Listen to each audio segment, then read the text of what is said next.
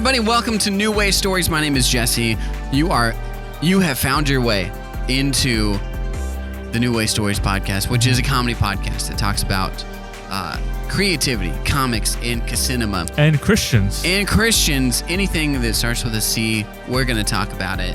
We're going to chat about it, if you will. We thought about calling it the C Word podcast, but people said they got confused with what we were saying, and we're not British, and so it really didn't work out as well as we thought that it would.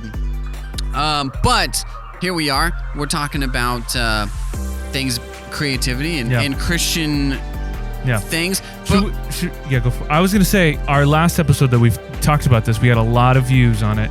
Should we give some sort of introduction to our host so people kind of know who we are? Sure. And where we're coming from? Well, let's, so Darius Giles is my co-host. He is a pastor on the west side of the mountains in Washington State and in the Seattle area. And then Ben Salazar is our producer, and he works for a church. I do. And is a producer of sorts at the church. And then my name is Jesse, and I used to be a pastor. I dabble in comedy. This Sunday, I'm doing a North of 55 comedy event. Very nervous about. And now you do coffee, another C word. And now I do coffee. That's right. We'll talk about coffee sometimes. But there was a feud. If you are not into the Christian world feud, there was a feud on social media a while ago about Cory Asbruy, who wrote Reckless Love, if you want that reference, and he's written other music that I tried to actually listen to his most recent stuff. I was like, quote unquote, not worship music. I wasn't into it. It still not for everybody. Kind of sounded like worship music. You know what I mean? He was like, no, I'm writing country music now. Like, it kind of sounds like worship music still. Yeah. I'm only writing country music. Well, what if Jesus was a cowboy and Nazareth was Texas? What if Jesus didn't have Mary Magdalene, but he never talked to his exes? Or what if Jesus was a cowboy? This seems weirdly religious. And then there's another guy named Forrest Frank who broke his back skateboarding. Christian artist, an Instagram, TikTok fame Christian artist, which if you listen to the pod, you know how we feel about artists who blow up on TikTok and Instagram. We love them like Jesus told us to love our enemies. So he wrote this song that was kind of cheesy about God's got my back because he has a broken back. And then Cory Asbruy wrote a song that's parodying it. The song he wrote is called Lemonade. Oh, sorry, Lemonade. Then he released the EP, or there's a line in it. Yeah, you're talking about God's Forrest. Got My Back. I don't know. They were calling Cory's song the Snip Snip song. The point is that Cory Asbruy wrote a parody song. He Weird Al'd it. And about his vasectomy, and then Forrest Frank got back on the internet and was like, hey, this is happening and I'm sad. And he thought the joke was too far, and then there was a whole thing. People were like, this is a fake drama for more clickbait. Maybe he faked his miracle in general, maybe whatever, blah, blah, blah, blah, blah. Because he said God healed his back. Because God healed his back. Now, all of these things are happening, and people, as America does today, we can't land somewhere in the middle. We have to take sides. And so either Forrest Frank is right and is, God's gift and messenger to the world, similar to Jesus, or, Cory Asbruy is that person, or Cory Asbruy is a heretic and is going to hell. And then Forrest Frank is a weenie and is going to hell. Either way. Somebody's going to somebody's going to hell. And those are the two camps that you're allowed to land in. So we did a podcast talking about that, and I think we landed in the middle. We're pretty hard on Forrest, but pretty hard on Forrest, but I think had some. Maybe you have to be pretty hard on Forrest to be in the middle of this insane moment. I think that we handled it with some sort of empathy. But, because it's like, listen, I think for the most part, this podcast airs on the side of the joke. Yes. Yeah. Right? But at the same time, we try to affirm emotions. Yes. Right? It's Boo. scary. Boo. Sorry, I thought this was 3 straight guys making a podcast. So I don't know what gave you that impression. You're allowed to be hurt, have your feelings hurt. Like those are all normal emotions that you are allowed to express. Mm-hmm. At the same time, we would say, get over it. No, you're allowed to express it, but it also is like, should it have been that big of a deal? Is there something bigger behind all that? Yeah. So anyway, that's the backstory. Why are you whining about your back being broken if it's no longer broken? Sure. Hey, it hurts my feelings when you make fun of this thing that I no longer have to deal with because I got miraculously healed. Sticks and stones may break my bones, but your words break far more than that. And so then they just did a podcast. I lost my life savings, and the next day I won the lottery. Please don't make fun of me for losing it. Sorry. Internet connection. Yeah, internet connection. Darius is out of town. He's in a hotel. What city are you in? Eating lunch currently. I am in the beautiful city of Lancaster, Pennsylvania. Lancaster. Shout out Lancaster. All of our fans. We're going to get a big bump from Lancaster viewers. So they just did a podcast where they talked about some stuff, and you can find that. I'm sure if you type in Cory Asbruy, Forrest Frank podcast, it's hosted by Ruslan. You'll find it. Hosted by Ruslan. Yeah, another Christian kind of YouTuber. Yeah, influencer. Right, which is just kind of an interesting thing in itself. There was a lot of content to be brought out of this, and another C word. Exactly, content. We're going to call this episode the C word. So, but we want to talk today kind of about this resolution a little bit, and then they brought up a few more things, and kind of the main thing is when does the joke go too far? And if we're going to err on the side of the joke as a podcast, we do have to make it official. When does the joke go too far? And so I thought that we would start by Darius and I making fun of each other, and then Ben, you can kind of be a little bit of a judge on when you think the joke goes too far. Darius, do you want to start, or do you want me to start? Let me start. I'll start. No. I'll start. Please. Ladies first. Looks like I did start. Okay. I think that was too far, right? That was like. I think that's it. You found Ben? it. Right? There you go, Ben. You can chime in anytime you want. Okay. Darius Giles. You got a mole on your face. That's it. Sick burn. Yeah. Jesse, you look like you haven't hit puberty, but you also have a beard. That's pretty good. That's pretty good. It's only confirmed when I talk. Also, I should clarify, these are not true jokes. These are, the point of this is, I mean, I do have a mole on my face. There you go. Okay, well. Jesse does have a beard, but my jokes are all going to intentionally be what is not an accurate thing, but just sounds mean. Sure. Okay, well, now I'm going to change up my strategy. I'm gonna go full accurate now. You're just like listing now, man. Now I'm put in the spot here. We're just listing things that I don't like about listing you. Facts about like. Hey Jesse, your wife makes more money than you. Hey Darius, your average church attendance is 70 on a Sunday morning.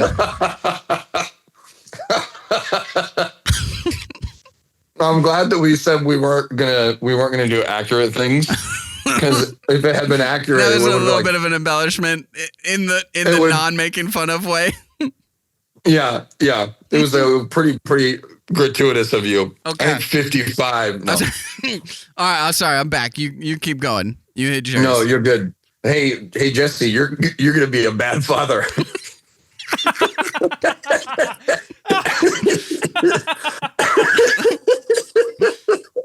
I want to get this. I'm just gonna add this real quick. This feels like a diss battle. Yeah. I'm gonna give us some background. Nice. Oh yeah. Darius, you look like oh gosh, I would die in a diss battle. I would die. You don't have in a to diss rap. battle. I'm sorry. Is this gonna throw you off? No. I just it's been. Listen, I used to be in the thick of it. Yeah. You like say something to me. And I'm coming right back. I'm coming right back at you.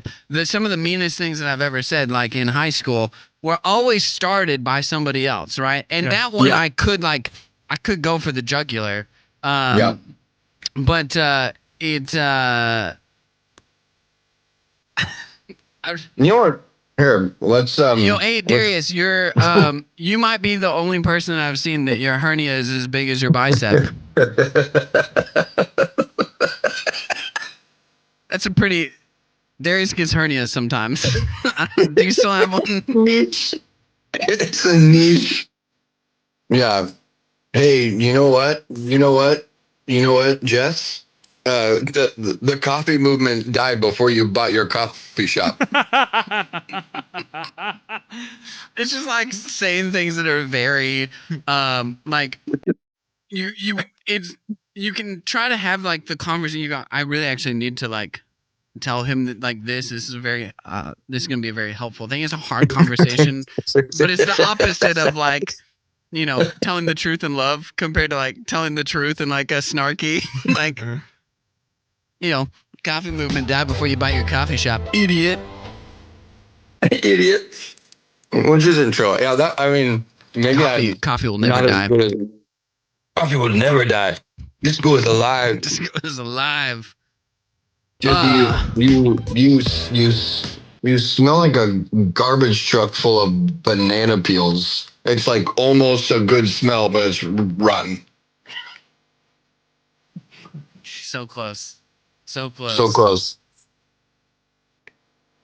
Darius. Yeah. Your father never loved you. Can I tell you something that happened really fast? At dinner last night with some people who are like fans of the company Brittany works for. So we're having this big dinner, and some of the young people at this convention, they come to sit with me and Brittany and her coworker who's younger than us. So it was nice to have like some young couples around our age have dinner with us. And we're just like eating dinner, and you're not sure how comfortable you are with these strangers. And we were having a buffet. It was really cool, giant buffet that's like famous in Pennsylvania we went to. Is that I called you when you were at this buffet? Yep. And man, you know what's crazy is how insane this skin condition I have on my neck is. I've been really holding back. You shouldn't have been. I was trying to save that one for when it has like gone too real. long. I didn't realize how bad it was until today. Anyway, it's good lighting. It's great lighting. The contrast is phenomenal. And this guy was like, "Hey, you tried the beef brisket. Is it good?" And I said, "It's actually amazing." I said, "Here, you can cut a piece of this off." I haven't eaten off of it. And he was like, "Oh, no, I'll go get my own plate." And I was like, "Yeah, yeah, I was kidding. Of course I was kidding. I would never offer you such an awkward thing." And he immediately was like, no, it's not that I thought it was awkward. And I didn't think that it was like a bad thing to say. And I was like, dude, I'm totally messing with you. Yeah. I literally don't care. I said, I have a lot of insecurities, but you not eating my food off of my plate with my germs on it is not one of them. Everybody laughs. And he goes, oh, that's funny. What is one of them? And I immediately said, well, my dad's not proud of me. And so people nervously laugh. And then he laughs really hard. And then, Nice. like people, like a couple people laughed really hard. His wife got really nervous. Sure. And then he goes, well, I'll do you one better. My dad died 10 months ago. Yeah. And I started laughing so hard, and I pointed at him and laughed and said, that's so much worse. And then Brittany's coworker had been gone this whole time, and she sat back down, and we're all laughing. Like, we're all uncomfortably I mean, I'm not uncomfortable. I'm very comfortable, but his wife was like beet red. Yeah. And we're all laughing, and she goes, what happened while I was gone? And I said, well, we weren't going to talk about it ever again, but let me tell you the entire thing, just so that Javen's wife can hear the entire thing again and turn an even darker shade of red. So yeah, it was great. It's great. It's So great. all that to say, sometimes saying terrible things is what bonds us. I think that's the whole point of this. Yeah. Let's do one more bit. You got one more for me. Wait. Oh, you bet I do. Hey, Jesse, when you ride a bike, you look like somebody stuffed a monkey into doll clothes.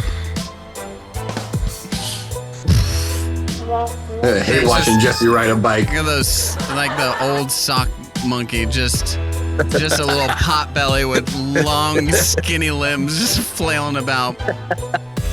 I don't know if you're like a sock.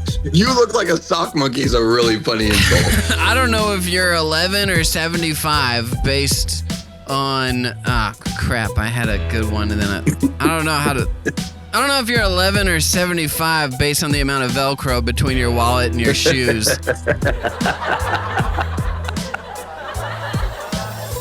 That's really funny. I don't know. You probably don't have a Velcro wallet, but you do have Velcro shoes. Man, honestly, as soon as you said that, my first thought was, oh, I wish I had a Velcro wallet. These things would be so much easier. Keep my wallet in place. You should say the horrific things people say about me in the Facebook comments when we post an ad for the church.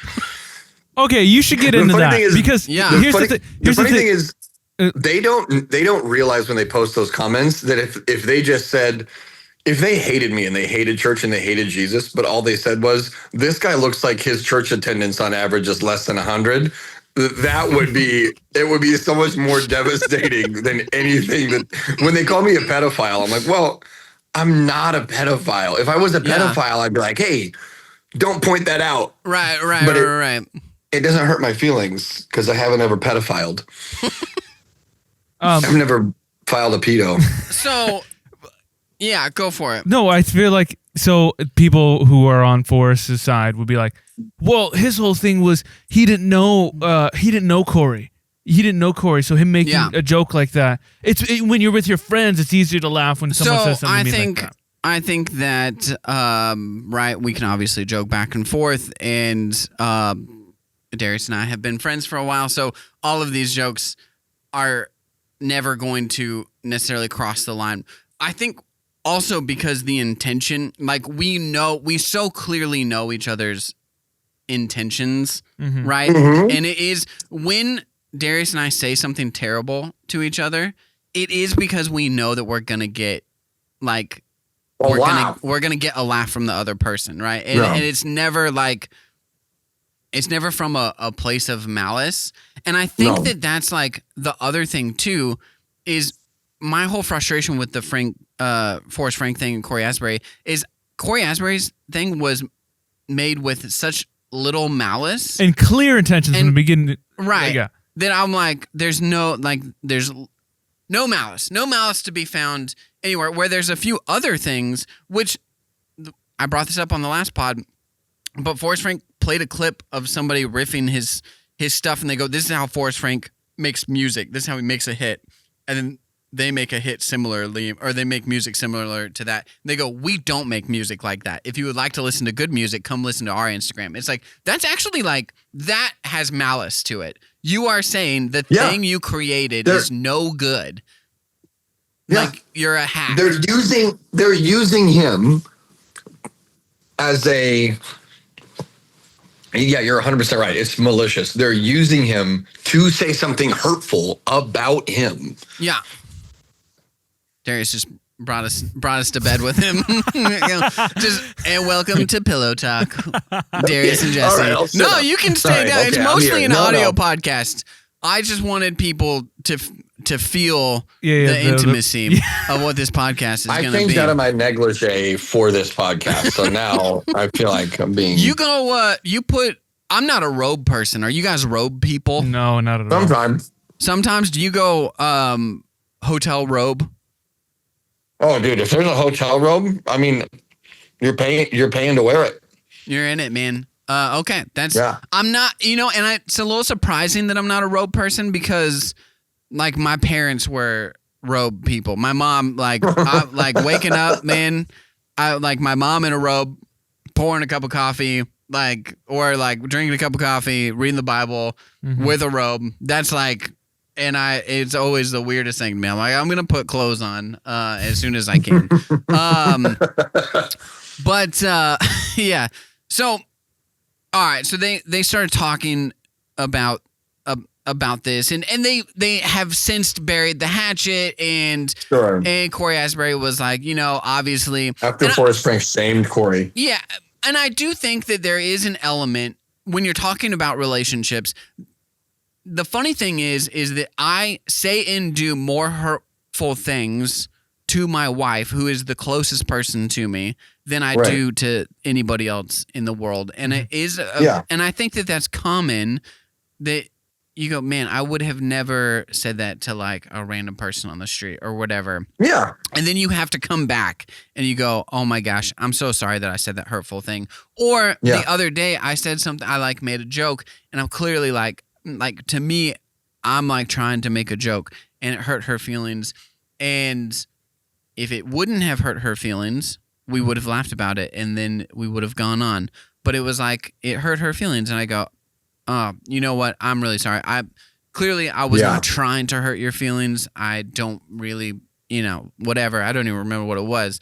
But for whatever reason in that moment, it landed different, which garners a different response out of me. So I understand Cory Asbruy, someone who probably cares about people's souls and how they're feeling. If it's like, whether you think it is right or not, or Forrest Frank shouldn't have been offended, whatever. If he goes, hey, this really hurt my feelings, Cory Asbruy probably, as a good person, is like, okay. Yeah. Sorry, man. Like, I obviously was not, because he was not trying it in maliciousness, right? Yeah. And I have zero, I think if he was, then he would have been like, yeah, suck it. That was, I meant that. I do think he was trying to poke fun and point out the fact that it feels silly and really cheesy to claim to have broken your back and then film yourself producing music in your bed. Because apparently if you break your back, the hospital just sends you home to bed, and you have the capacity to make sure your hair looks perfect and sit in a comfortable position in bed, and there's nothing medical. You're not on any pain meds, so you can work and produce music. Apparently that's how that works. And so Cory is pointing out the fact in his video that it seems kind of cheesy. Yeah. So he is doing that. He is kind of poking fun at it. But again, like you said, I don't think it's with malicious intent. I don't think he's trying to say I hate you, Forrest, you're an idiot. Yeah. I think he's just saying hey, this comes across cheesy. You want to know how this comes across? And then he makes the parody videos this is how it comes. If you think my video is silly, this is how it comes across. So I do think there's that. It's just kind of and I don't want to jump. It seems like Forrest maybe doesn't have I don't. It just seems like he doesn't have enough self-awareness to realize that what he did was a little silly. But then also he's him and kind of it seems like Ruslan, they were like, well, God used it. It's a miracle. So why would you poke fun at it? Why would you make fun of it? Right. God did this awesome thing. Oh, okay. And also not making fun of the miracle. We're making fun of the song. Like, you know what I mean? Yeah. Like, that's, yeah. So you if you're going to critique something, you have to critique it accurately. Okay, wait. Forrest, I think the only person who misunderstood was you. Wait. That's the name of the song. Well, you're right, Ben. That's a great comment. And Jesse, are we ready to jump into the podcast stuff? Like responding to what they talk about on the podcast, or? Well, we're kind of doing that right now. No, well, I wanted to make sure we weren't jumping the gun. Sorry. Oh, gotcha. No, I mean, yeah, no jumping the gun here. We're in it. We're in the gun. So, I mean, I think that's an interesting thing that Ruslan would say. If it's a miracle, why would you make fun of the way he responded to a miracle? And I think it's maybe that Ruslan just, I mean, I've watched his podcast. He's really smart. He's really cool. He's definitely not funny. Comedy is not his thing. And so maybe Ruslan just doesn't really get like how comedy works. He does seem like a really serious guy, but like that's a general point of comedy, is that it can be lighthearted. And this, I guess I really hate this because I really reject this idea from religion and from Christianity and from evangelical Christianity and from church, that like if we do something funny in the context of church, that it somehow diminishes God. And I'm like, it is a unholy expression or an unrighteous expression, which is stupid. It just, to me, it does. Yeah, to me, it seems stupid. Yeah. That I'm like, yeah, like if I make fun of Paul for the way Paul acted, then. Listen, man, he has, like, there's some sick burns on Paul in the New Testament. He's bow-legged. Yeah. He's bow-legged. Got bit by a snake, mother. You bit. You been bit.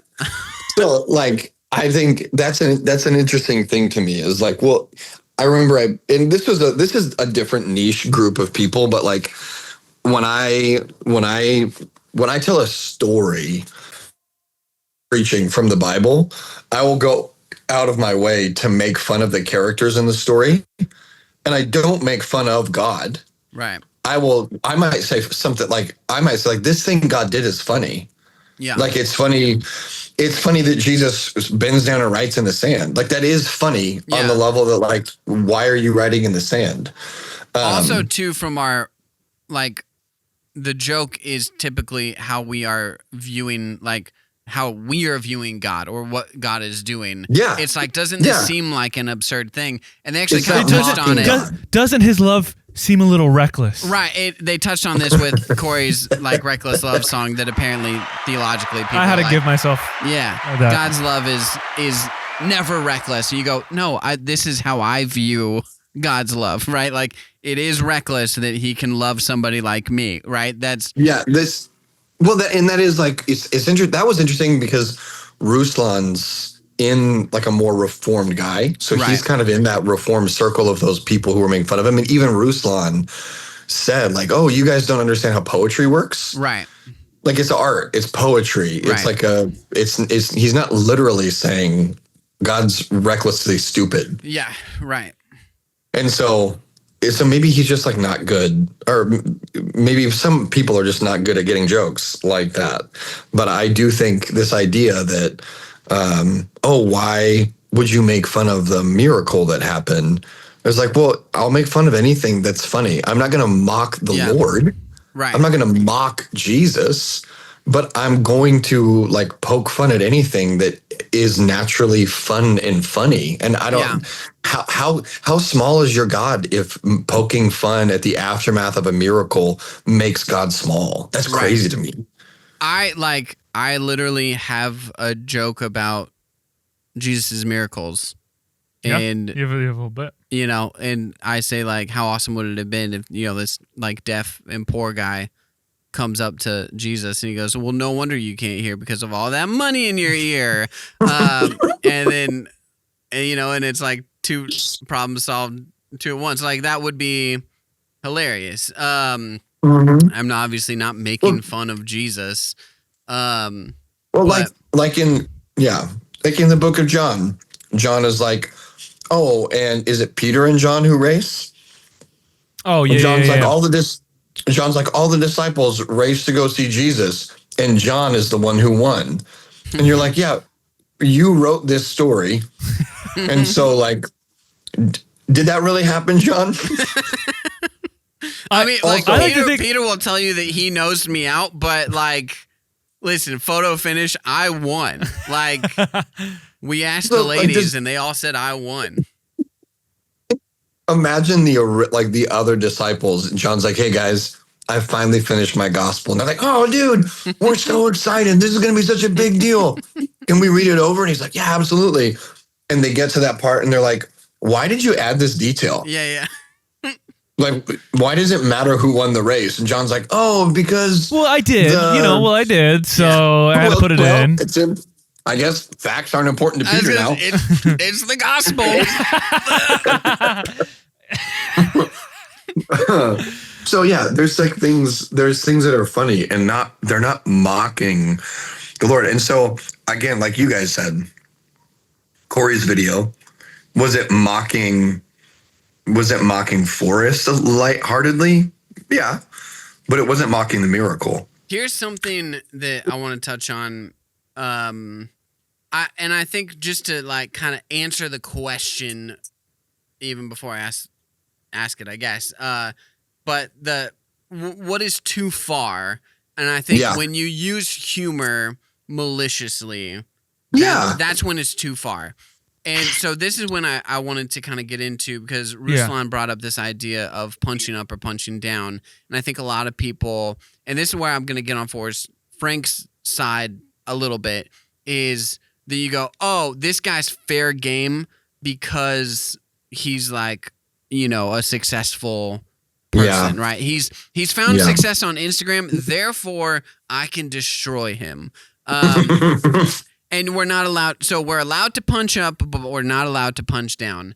And if someone's been more lucky than us, we can make fun of them. But if they've been less lucky than us, then we can't. You're right. So I'm gonna point out two things, and I think punching up, punching down, our general idea is wrong on both of them, because I do, from Forrest Frank's side, like, so it was a vulnerable moment. I think that you can have a conversation, and I don't think it's necessarily.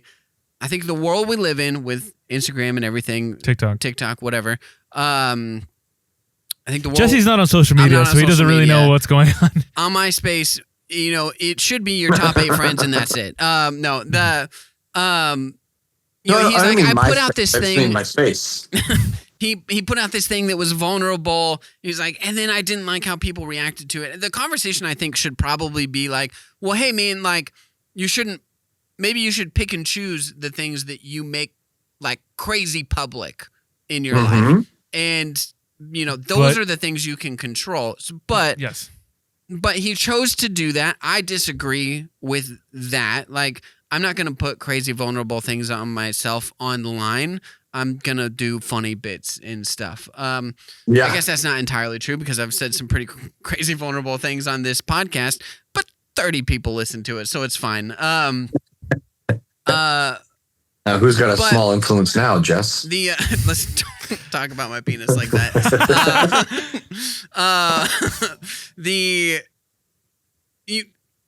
I can get how you are, like, your feelings are hurt, and it's hard when literally like a million people, you have a million tags of Forrest Frank, and it's the same thing over and over and over again.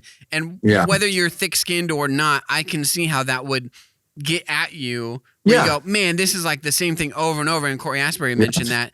And I thought that Forrest Frank didn't actually give it enough credit. He's like, it's a little bit of like the straw that broke the camel's back too, which I think is more accurate.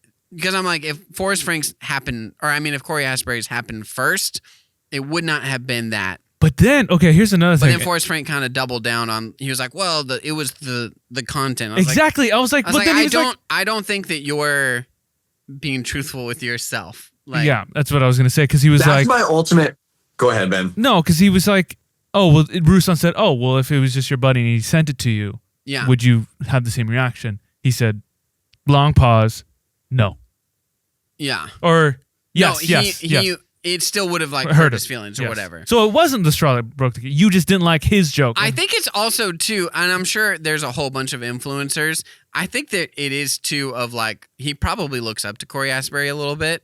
And then when this guy is like burning him, making fun of him, right? You're like, oh, like if somebody like made fun of me, I remember I wasn't like offended by this. I was just a little disappointed, but I wrote a sign when we were in New York 15 years ago.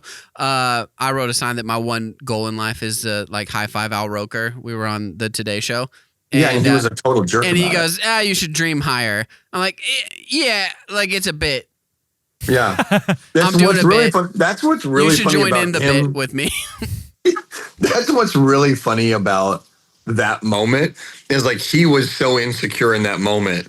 Like Al Roker. He sees the sign instead of having like the self-awareness to be like, oh, I'm probably not that cool. This is probably a joke. Right. He got like weird about it and was like, you should dream bigger. Yeah. And it's like, oh, well, if I was being honest, I definitely do dream bigger. I actually didn't know who you were until last week. I had to Google the Today Show because I knew I was going to come here. And then I made a funny sign like, you're not that big of a deal, but now you look like a jerk because you thought you were a big deal. Which is not entirely true. I hope that Al Roker lives to 150 so that he can highlight my birthday when I am over 100 years old. Yeah. But yeah, it's like, oh, okay, you have this person who, or whatever, and then they're making fun of you for it, and you're just like, oh, well, I don't even know if that kind of sucks. I think they were aware of each other. They weren't really friends, but I remember this one detail they didn't bring up, and it kind of rubbed me the wrong way because I mean this is sort of a different conversation. But Forrest had been previously, before all of this went down, were sending Cory's posts, his reels, all of his stuff to his friends, and said, "Hey, what's up with this guy? Like, is he?" Like, out of concern, like, is he still a Christian? What's going on with Cory? He's still a Christian. Yeah, and I'm like, just because, like, his stuff isn't overtly Christian, he's quote unquote making country music, and his jokes might be a little edgier than yours. Which again, I have no problem that he's the joy guy, the fun kids listen to him. I have no issue with that. I'm not making fun of that. They brought that up that it was like you can't like clearly if he's going through this hard time breaking his back and he's still making these like kind of uplifting poppy songs like this is his genuine self, like okay, that's fair. And there is a market for it, right? There is definitely a market. Not everybody wants to listen to Radiohead. Like that's like it would be depressing if everybody listened to only Radiohead all the time. But like for him to be like just because he didn't like the content and I don't like Cory's stuff that he had to be concerned for his salvation. Right. There were a couple of those moments inside the podcast that I'm like, you guys are not as important. There's this tension, if you will, in the kingdom of God that we are incredibly important in the kingdom, in the kingdom's movement, and we're not important at all at the same time. Like, you know what I mean? Like God's will be done with or without you. But how awesome is it that you can kind of come in line and help accomplish God's will? Like, and there is this, I was telling Ben before the pod, like, especially this like young male leadership, you go, hey, don't worry. We'll have a conversation about that. You go, oh, well, thank God you're stepping in to have a conversation about it. Like, it's not that big of a deal. Well, like, Ruslan had said something similar to, because there was another post that Forrest thought was a little too far. Okay, so how far are we? Do we have 15 minutes left? Yeah.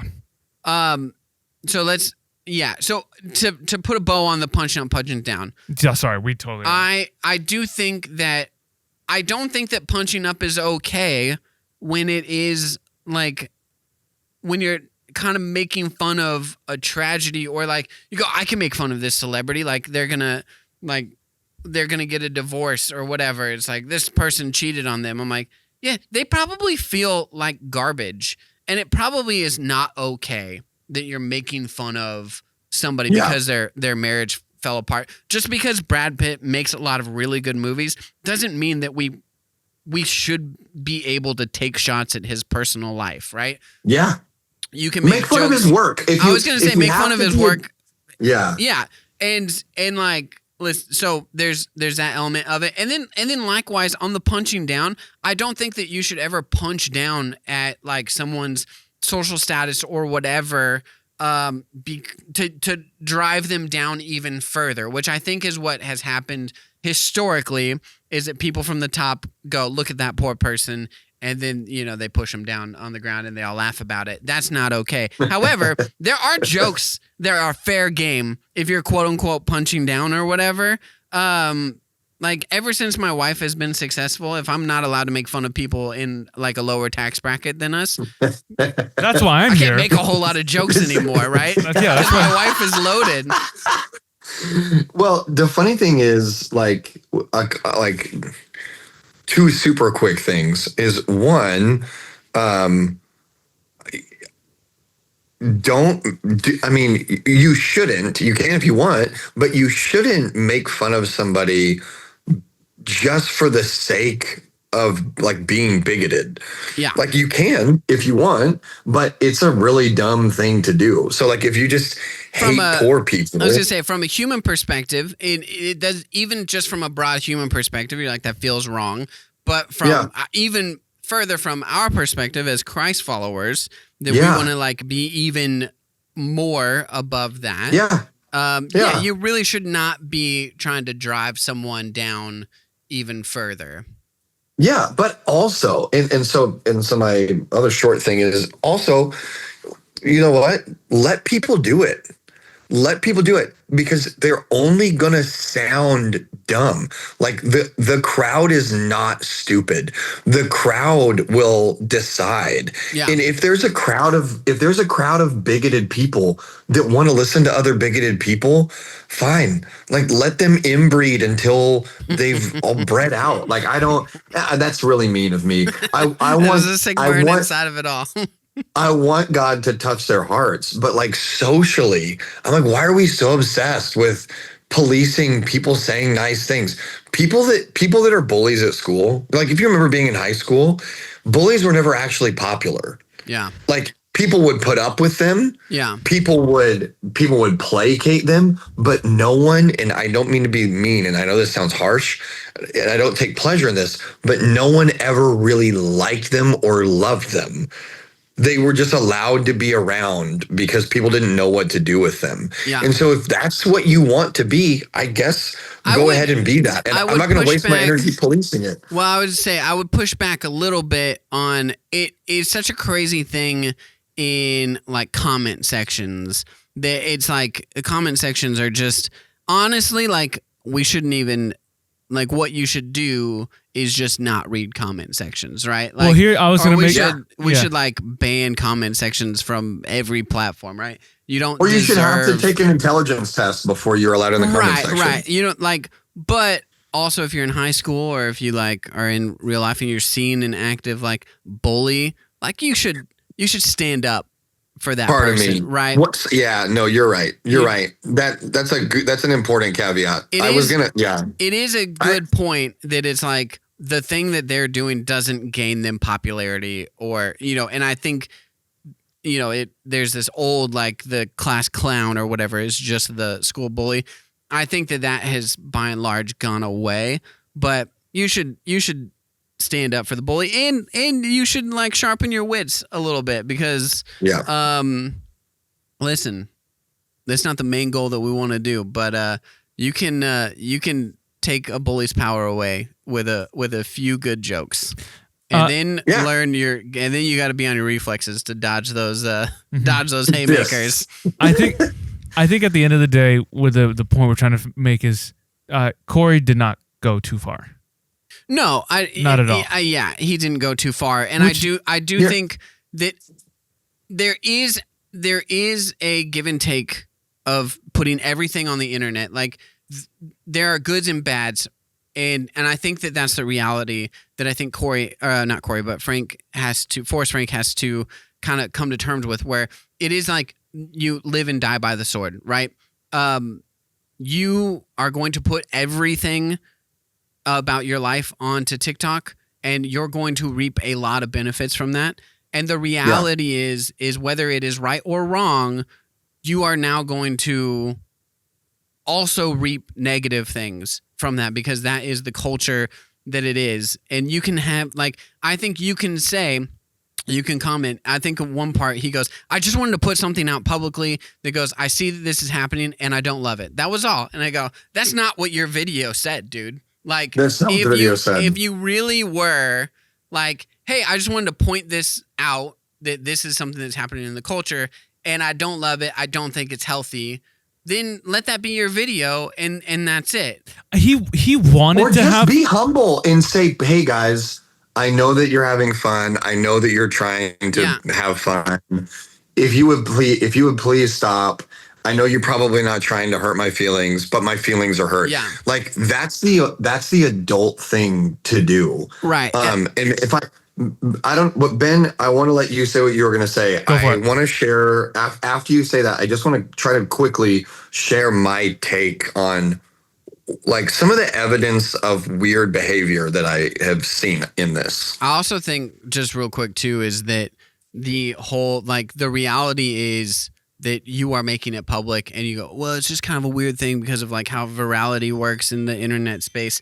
And I go, like, if it was Cory Asbruy, you like you can get his phone number apparently, or you can DM him, and you could have said. But he did though. He did. But so he did. Yes. And they DM'd before Forrest posted the video. I'm saying, but before don't make the video. Just say, hey, dude, this kind of hurt my feelings.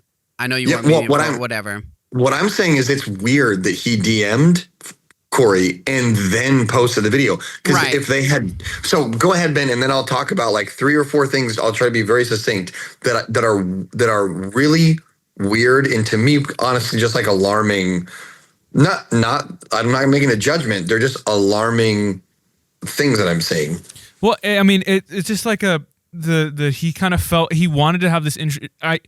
I don't think the video came across how he was intending it for. It was more misunderstood. It was just as misunderstood as Cory's apparently, because he wanted to have this conversation about, you know, you're especially if you're Christian, if you're a Christ follower, you have these pages, you post these things, you want to take care of your flock, you're a shepherd, right? And so he made a comment about it. The comment section is kind of a cesspool. It kind of breeds hate and division. Yeah. And I wasn't aware that Cory's video ended up being the comment section ended up being a railing on Forrest. Like it turned from, oh, this is a funny scenario to, oh, let's just go after Forrest. Right. And so I get that. And so really what should have happened is if Forrest, if it really hurt his feelings, just be honest, make that video. Don't post what you just posted. And then Cory, don't delete your video, but be like, hey guys, like let's go easy on Forrest. Like, he's a nice guy. Like, I'm glad he got healed, but we're just having fun. Like, let's pump the brakes a little bit. Yeah. And it's just weird to me. And I think Darius will get into it. There's like everyone's just trying to like baby Forrest and like lift him up on a little pedestal, and he does nothing wrong. He does nothing. And that's what it feels like. He's just like, and it's just like, oh, Cory was in the wrong. He did right, and he did wrong, and it was good that he apologized because you know, you can't make fun of Forrest. I mean, come on, like, you know. So the things that are concerning are, and I think like some of those things are weird to me, Ben. And don't like, and sorry, we're like the fact, and it is when it kind of ties back to Forrest sending his videos to his friends, be like, what's wrong with Cory? Yeah. Like, dude, like, not everything has to be your way, or not every post, every Christian has to look exactly how you post and you talk with your friends. You know what I mean? Yeah. Like, why do you feel the need to like?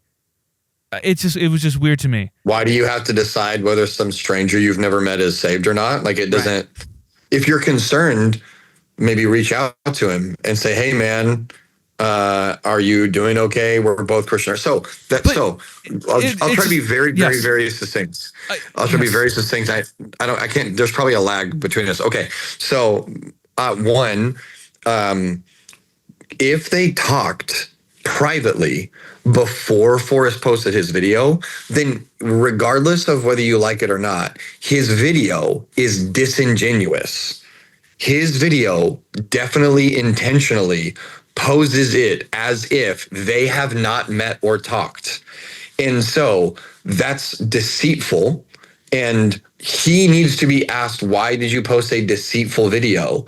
If you already had met Cory and talked to him, why did you post a video that intentionally made it look like you had not met him? Second, I haven't heard any of Forrest apologizing for overreacting, apologizing and being humble for taking it too literally, or apologizing for or owning the fact that he put something online and that he should have been like more ready for people to make fun of him. Yeah. It just feels like he came out saying, I'm right, I'm the victim, you're wrong, you hurt me, but I'm such a good guy that I'm going to forgive you, but I'm the victim.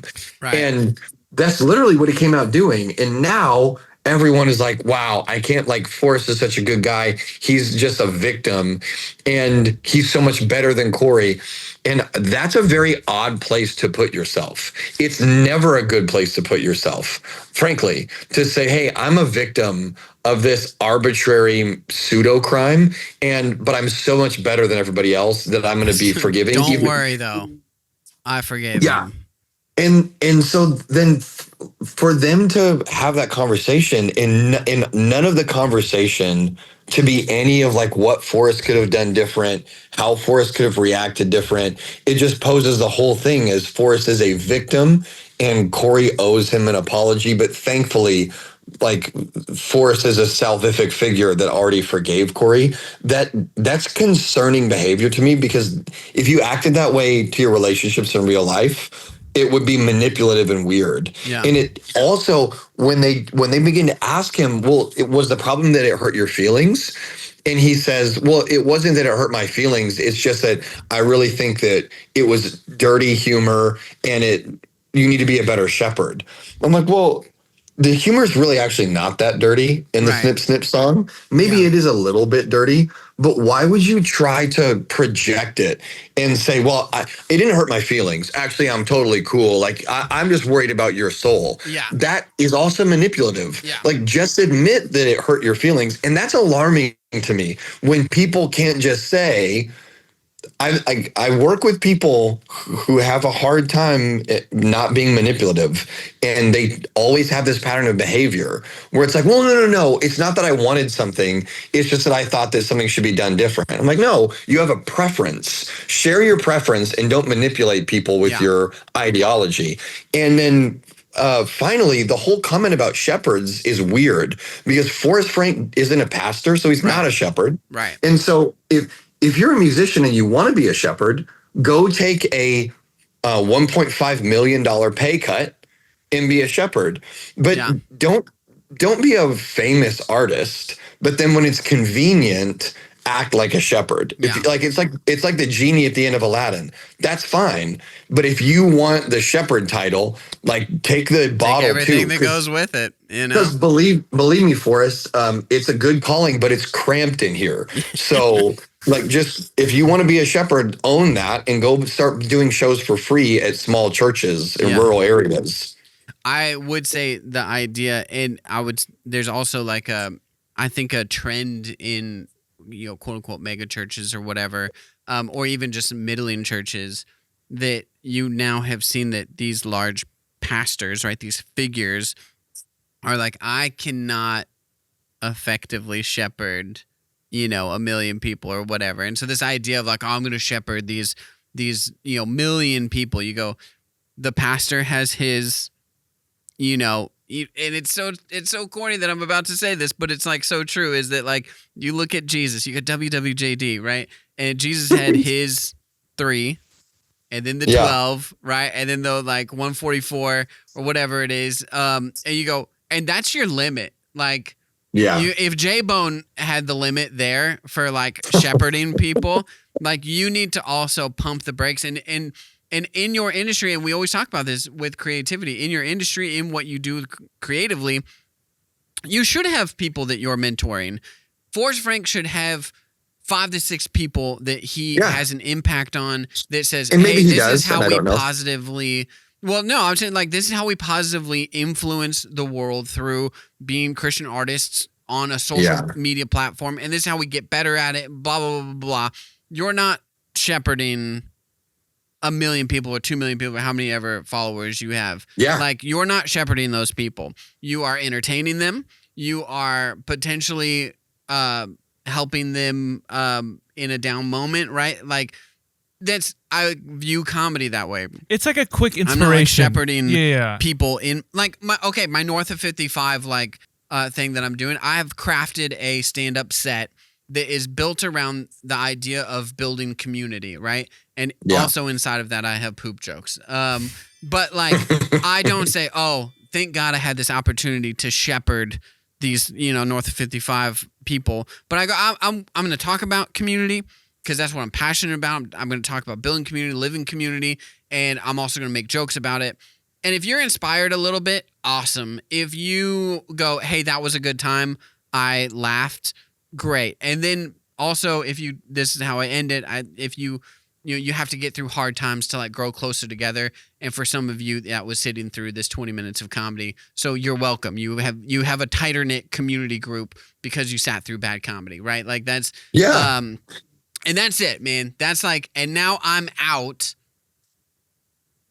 And if I'm going to quote unquote shepherd people, it is going to be the 4 or 5 people that are in a similar space of what I'm doing. But I'm just going to throw out the thing that I like to do and hope that it inspires you or gives you a moment of kind of relief and comedy in the moment. I just think over spiritualizing your stuff, your Instagram page, a very over spiritualizing your verbiage to get people to react in a way that you like is manipulative behavior.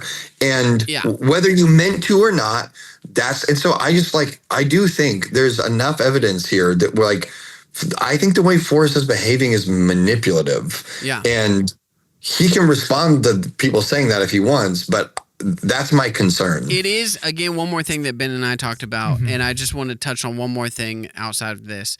It is a trend in young male Christians, right? They go, I want to, like, it's that sort of thing. You are positioning yourself in a place of power, and you go, no, I'm here to help people. And you go, no, like, that's the guise that you're under, but you feel good when like you get to offer good advice or like disciple people or whatever. Like it is in the same way that I was gaining affirmation from people's laughs. You are doing the exact same thing through a holy like position where you go, oh, I'm just building disciples like J-Man told me to.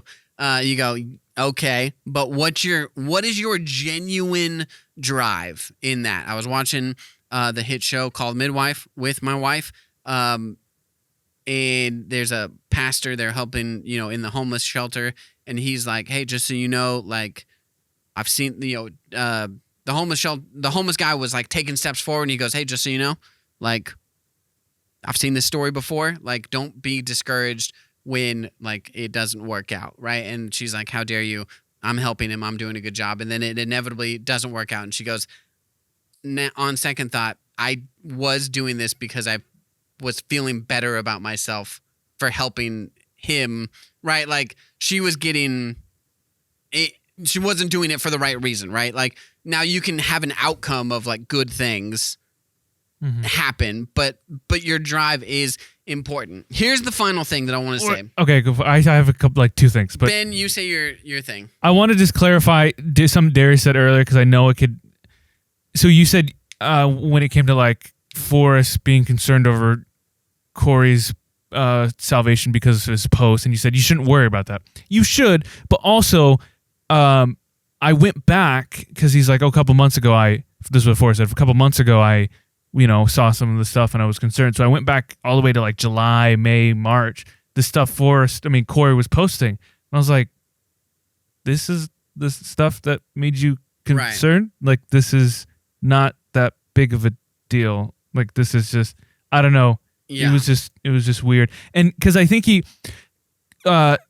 Cory kind of stepped down from the CCM, the Christian music industry, not because he was losing his faith. He just thought it was a little dirty the way they were making money. Which we'll have to get into. That's another conversation. Maybe next week we'll do CCM and self-promotion. Yes. But so I just want a little clarification because you should care about people's soul, but the way that Forrest was like... you should care about people's souls, but it also is like in the same way you're like...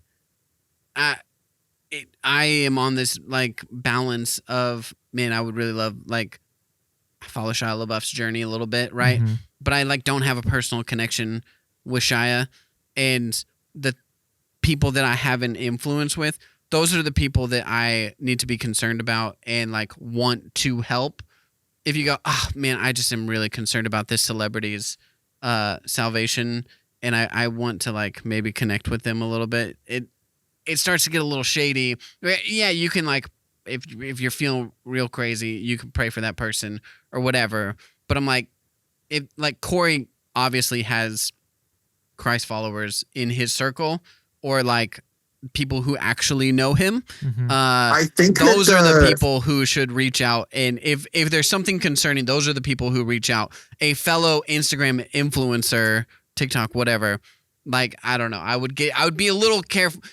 You start to get pretty drained if you're going to like worry about someone's soul in that capacity where you go, well, what about like the people what about the bag boy at your grocery store? Mm-hmm. I mean, like Forrest you Frank said, probably has people do his grocery shopping, but like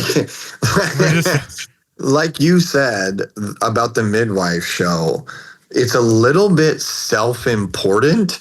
And there's a real sense of like Messiah complex when we start looking at people that we don't even know and saying, ugh, they just really need my voice in their life. I mean, it's like, well, best case scenario. Cory Asbruy goes, last year, Forrest Frank, you probably know him, reached out to me and really turned my spiritual walk around. That's like, there's a little dirty feeling of like, I almost hope that happens. That it was like, well, it was because of Forrest Frank. It kind of did happen. I sent that post to Darius.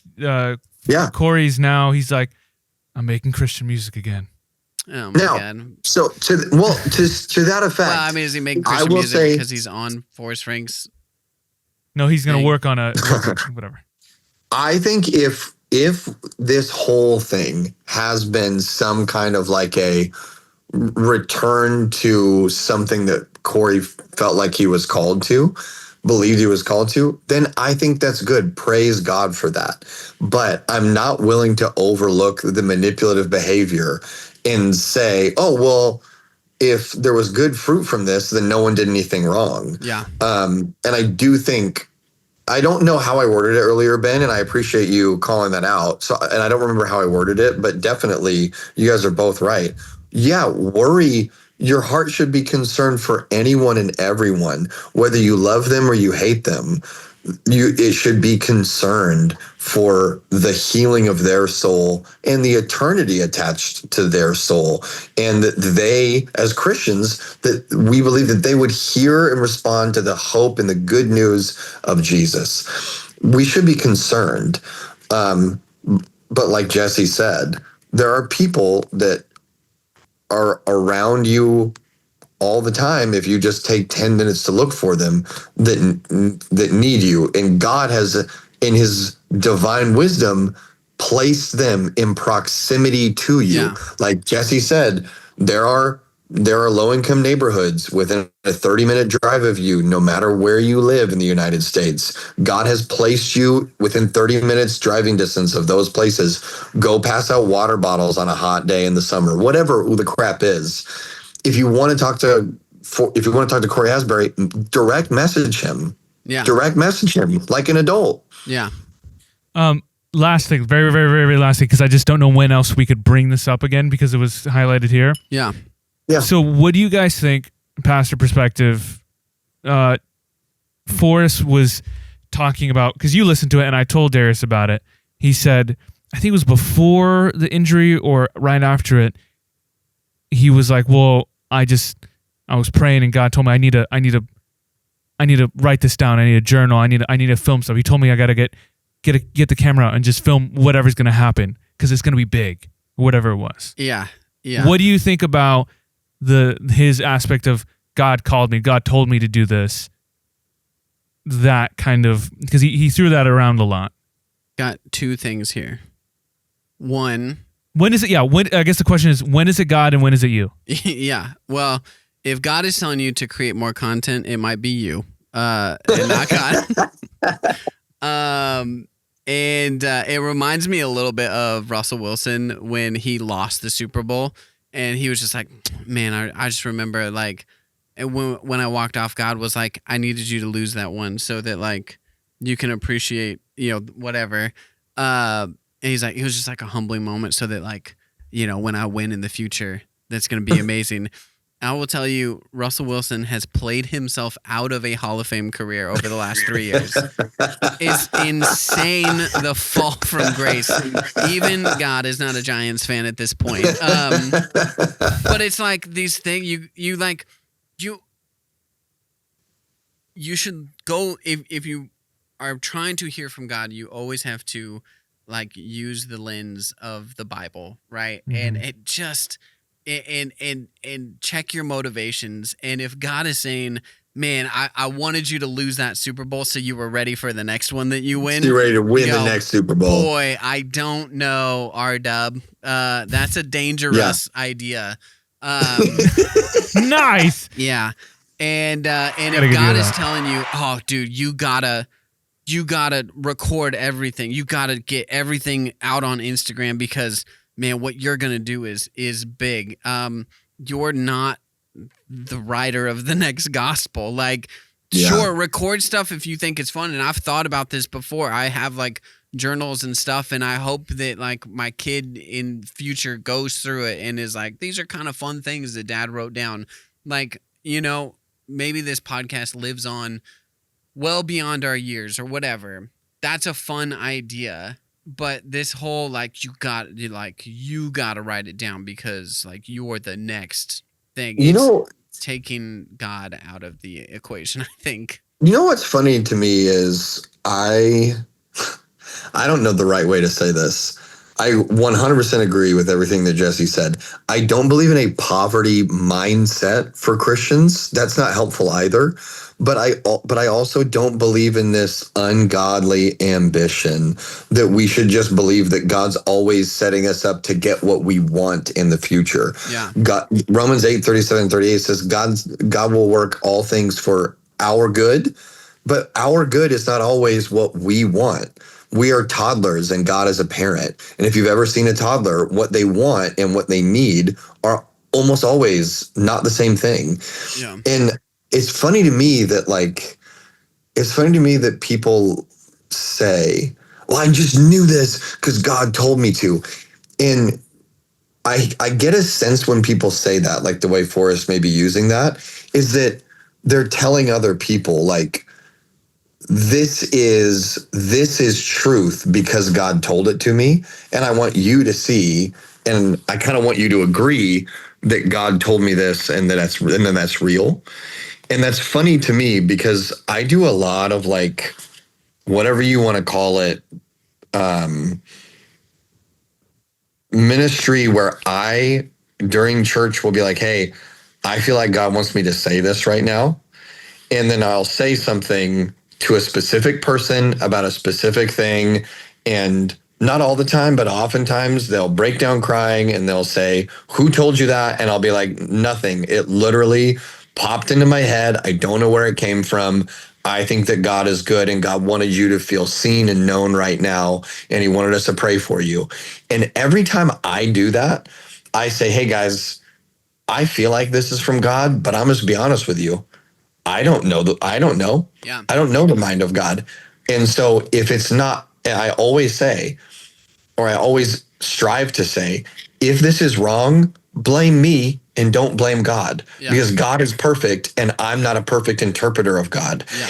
And so even as somebody who has seen hundreds, and I mean hundreds and hundreds of those kind of divine moments, like that God's used me in, I still don't have the cojones to say, well, God told me this, so this is what it is. Yeah. And so it really makes me question people. Like if you've lived and seen the supernatural things that I have, and I still have what I would hope is a healthy fear of getting it wrong, an awe of how much bigger God is than me, then it makes me question people when they say, well, God told me this. And I'm like, really? Well, you hear the voice of God that much better than me. Yeah. That's interesting. There must be so many miracles in your life. They must just be falling off of you. The miracles, and Forrest, I'm sorry. Okay, dude. The miracles are, whenever he said it, we're always like, and then the song just blew up. And then the video just went viral, and then my cashier the lady, she said, "Oh man, that really touched me." So I knew that it was from God. Clearly, just a God moment because it went viral. All right, we are. I'm sorry. I feel like we could dive into that a little more, and I don't mean to be. We're railing on Forrest a little. We're a little over, but it is these are all great conversations, and I think that if God used anything from this moment, it's that we all get to learn how we shouldn't react during adversity. I think that these are the conversations, and it's almost a little disheartening that you have like Christian figures that are talking about whether. Ironically, we were talking about whether the joke was too far or whatever, right or wrong, and that's kind of how the very surface level that it has stayed at. And what Darius was saying was like, "Oh, my feelings were hurt, but now I'm forgiving him." It's like there's quite a bit more to this conversation of how you should act as an adult, as a human, and then also as a Christ follower. And I think that we've kind of dived into a little bit of that today. Dived, I don't think is a... Daved into. Divin. We've paid dividends into the deep end. And I think that these are important conversations. And in these sorts of moments, whether it's something absurd like a TikTok feud or like a real life situation, I think that you have to have these conversations and view them in this way and talk through them in this way of again, just kind of looking through the lens of the Bible of what is right, what is wrong. And listen, if God tells you specifically that he is going to make you prosperous and you're going to have 1 billion TikTok followers and he's going to make you so much money, that's probably... He must love you so much more than all of those Christians that get killed in North Korea and China. That's probably not God saying that. And you might also, if you want to post stuff, don't make it about God. Just say I had this idea that I should post everything. I hope it glorifies God. Right, yeah. So, I just emphasize I have no issue. I'm not jealous that Forrest is I am. I'm definitely very jealous. I put your music all the time and the pre-service stuff at church. I think you're obviously very talented, because if you weren't, you wouldn't have 1 billion streams, and you obviously... Oh, he's not going to hear this. For other people, I just want it clear. This is not from a place of jealousy or just Again, Ben, speak for yourself. For me. Thank you guys so much for listening to New Way Stories. If you made it to the end, you win a prize. You get an extra prize. We're here every week. Friendship. Give or take. Friendship. Yeah, man, I just hope that this episode has shepherded you well. And yeah, you follow Jesus a little closer because of New Way Stories. If you do, make sure to tweet about it and tag us. You got to tag us tag Forrest. Tag us if this meant anything to you. And leave some mean comments. We would love to read them. Yeah. And that should be a new challenge for the podcast. Is we'll read the meanest emails we get. Love it. Just like, even if you don't mean it, write a mean email. And then we'll judge, did it go too far or not? Yep. And it'll be great. Yeah, you can like, subscribe, follow, do all the things. We lost that one follower, and we haven't gained back a follower. So go ahead and follow us on. I'm surprised they didn't. I'm surprised we didn't get 50 new listeners from our last episode about the fair. Dude, man, county fair, whatever, Ben. I thought that was a super interesting topic. You can listen to that last week's episode. All right, guys, we'll see you later.